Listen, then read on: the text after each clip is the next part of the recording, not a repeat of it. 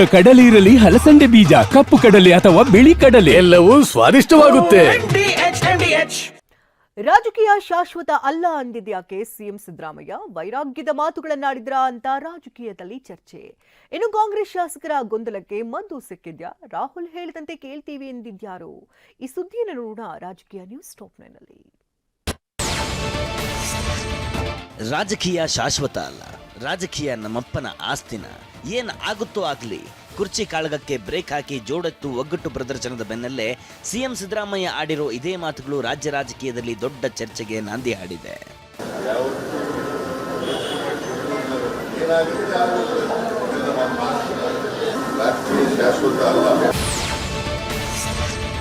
ಸಿದ್ದರಾಮಯ್ಯ ನಿನ್ನೆ ಬೆಳಗ್ಗೆಯಷ್ಟೇ ಡಿಕೆ ಶಿವಕುಮಾರ್ ಮನೆಯಲ್ಲಿ ಭರ್ಜರಿ ಬ್ರೇಕ್ಫಾಸ್ಟ್ ಮೀಟಿಂಗ್ ಮಾಡಿದ್ರು. ಸಿದ್ದರಾಮಯ್ಯ ವಿಧಾನಸೌಧದಲ್ಲಿ ಸಭೆ ಮುಗಿಸಿ ಹೊರಗೆ ಬರ್ತಿದ್ರು. ಇದೇ ವೇಳೆ ಶಾಸಕ ಬೇಳೂರು ಗೋಪಾಲಕೃಷ್ಣ ಸಿಎಂಗೆ ಎದುರಾಗಿದ್ರು.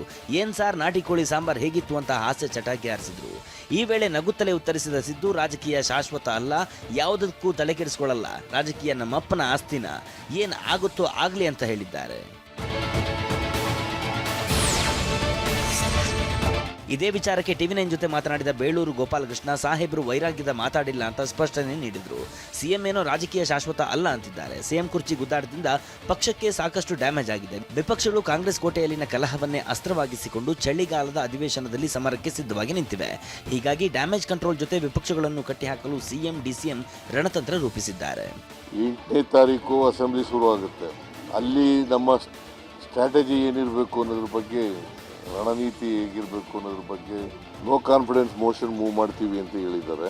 ಅವೆಲ್ಲನೂ ಕೂಡ ನಾವು ಸರ್ಕಾರ ಭಾಳ ಅಗ್ರೆಸಿವ್ ಆಗಿ ಎದುರಿಸ್ತಕ್ಕಂಥ ಕೆಲಸವನ್ನು ಮಾಡ್ತೀವಿ.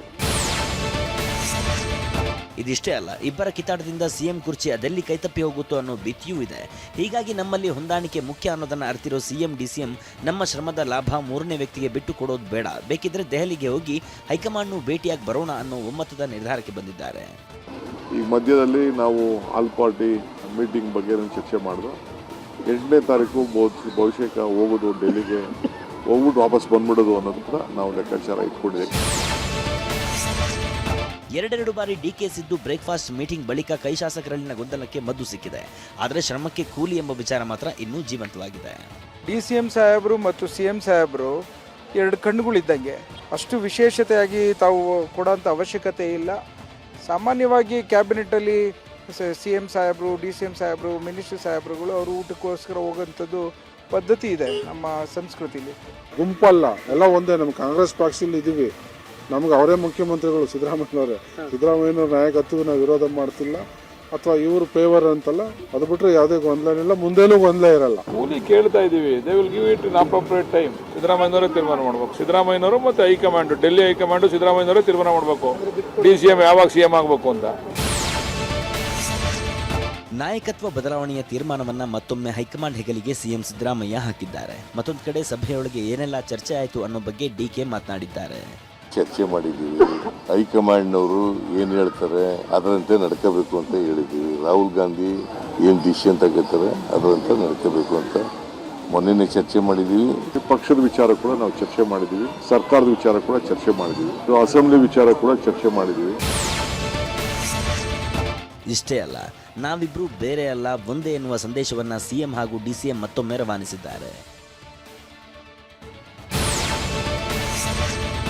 ದೆಹಲಿಗೆ ಹೋಗ್ತೀರಾ ಅಂತ ಮಾಧ್ಯಮದವರು ಕೇಳಿದ ಪ್ರಶ್ನೆಗೆ ಉತ್ತರಿಸಿದ ಸಿಎಂ, ಅವರೇನಾದರೂ ಅಪಾಯಿಂಟ್ಮೆಂಟ್ ಕೊಟ್ಟರೆ ಹೋಗ್ತೀನಿ ಎಂದಿದ್ದಾರೆ. ಈ ಮಧ್ಯೆ ನಾಳೆ ಮಂಗಳೂರಿನಲ್ಲಿ ಹಲವು ಕಾರ್ಯಕ್ರಮಗಳನ್ನು ಆಯೋಜಿಸಲಾಗಿದೆ. ಇದರಲ್ಲಿ ಸಿದ್ದರಾಮಯ್ಯ ಮತ್ತು ಎಐಸಿಸಿ ಕಾರ್ಯದರ್ಶಿ ಕೆಸಿ ವೇಣುಗೋಪಾಲ್ ಭಾಗಿಯಾಗ್ತಿದ್ದಾರೆ. ಸಮಯ ಸಿಕ್ಕಿದ್ರೆ ಅವರು ನಮಗೆ ಅಪಾಯಿಂಟ್ಮೆಂಟ್ ಕೊಟ್ಟರೆ ಭೇಟಿ ಆಗ್ತೀವಿ.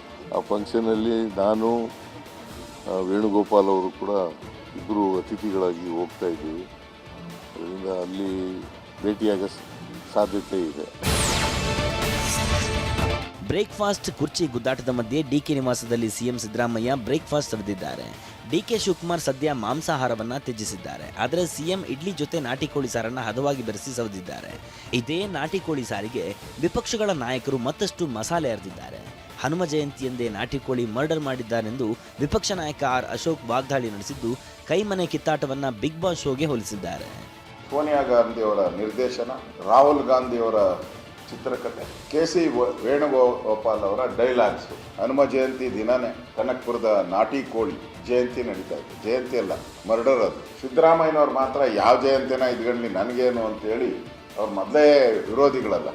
ನಾಮ ಕಂಡ್ರೆ ಆಗಲ್ಲ, ಕೇಸರಿ ಕಂಡ್ರೆ ಆಗಲ್ಲ, ಜನವಾರ ಕಂಡ್ರೆ ಆಗಲ್ಲ. ಆ ಬಿಗ್ ಬಾಸ್ ಅಲ್ಲಿ ಹೆಂಗ್ ಜಗಳ ಆಡ್ತಾರೋ ಹಂಗೆ ಆಡ್ತಾ ಇದ್ದಾರೆ. ಇದು ಕಾಂಗ್ರೆಸ್ಸಿನ ಬಿಗ್ ಬಾಸ್. ಇಲ್ಲಿ ಆ ಥರದ ನಡೀತಾ ಇದೆ. ವಾ, ಯಾಕೆ ಈಗ ಬಂತ ಸ್ವಾದ? ಖಂಡಿತ ಈಗ ಬಂತು ಅಸಲಿ ಸ್ವಾದ. MDH chunky chaat masala life ಅಲ್ಲಿ ಅಸಲಿ ಸ್ವಾದ ತರುತ್ತೆ. ಅಸಲಿ ಮಸಾಲ, ಎಸ್ ಎಸ್ MDH.